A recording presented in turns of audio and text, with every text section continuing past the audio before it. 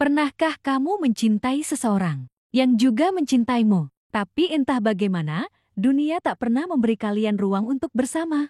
Ini bukan kisah tentang putus karena bosan, bukan tentang perselingkuhan, tapi tentang dua hati yang saling mencintai sepenuh jiwa, namun dipisahkan oleh keadaan yang terlalu kuat untuk dilawan. Ini kisahku dan dia. Kisah tentang cinta yang tidak pernah salah, hanya datang di waktu yang salah. Aku bertemu dia di kelas 11 IPA. Bangku kami berdempetan. Aku pemalu.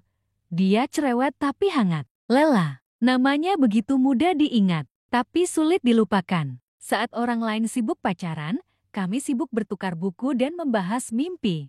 Kami tidak pernah menyatakan cinta, tapi setiap tawa kecil, setiap sisa makanan yang dia bagi, membuatku yakin ini bukan sekadar teman belajar. Saat kami belajar tentang gravitasi, diam-diam aku jatuh lebih dalam.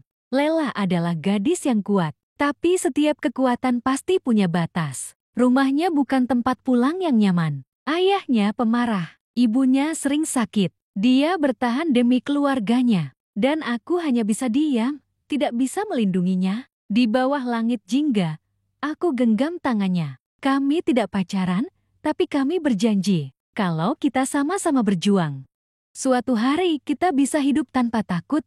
Dava, janji itu jadi alasanku bertahan saat aku memutuskan pergi ke kota. Aku pergi, bukan karena ingin jauh darinya, tapi karena aku ingin layak datang ke rumahnya kelak. Kami berpisah dengan satu pelukan dan banyak doa. Kota ini kejam, tapi aku lebih takut kehilangan Lela. Aku kerja siang malam, makan seadanya. Setiap malam, aku tulis surat untuknya, tapi tak pernah kukirim. Aku ingin kembali saat aku sudah cukup berhasil.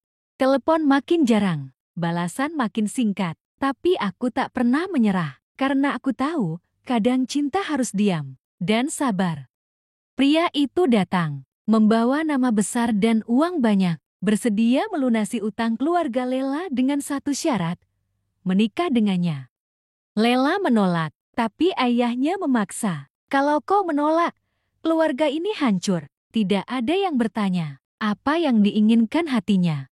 Kabur sama aku, Lei. Aku siap tinggalkan semuanya. Tapi dia hanya memelukku dan menangis. Aku tidak kuat, Dav. Ibu akan dipukul. Aku tak bisa biarkan itu terjadi. Dan malam itu, kami saling melepaskan. Hari itu, aku kehilangan segalanya. Bukan karena kalah, tapi karena harus merelakan. Aku mulai hidup baru, tapi tidak benar-benar hidup. Karena satu bagian hatiku tetap tertinggal di masa lalu. Aku tidak menyangka dia ada di ruangan itu. 5 tahun telah berlalu, tapi detak jantungku tak berubah. Duduk di bangku taman, Dava memberikan buku catatan. Lela membacanya perlahan. Air mata jatuh. Ini semua surat yang tak pernah aku kirim, Le, tapi isinya tetap untukmu. Dia menangis, tapi kali ini bukan karena sedih. Terima kasih karena tidak pernah membenciku, Dav. Aku hanya tersenyum karena hatiku masih miliknya. Lela berjalan pergi di bawah senja, Dava duduk sendiri. Kami berpisah sekali lagi, bukan karena ingin, tapi karena kami tahu, cinta kadang cukup untuk dirasakan, bukan untuk dimiliki. Namaku Dava, dan aku pernah mencintai seseorang yang tidak pernah benar-benar pergi. Jika kamu pernah merasakan hal yang sama, kamu tidak sendiri. Semoga ceritanya bermanfaat. Jangan lupa like, komen, dan subscribe.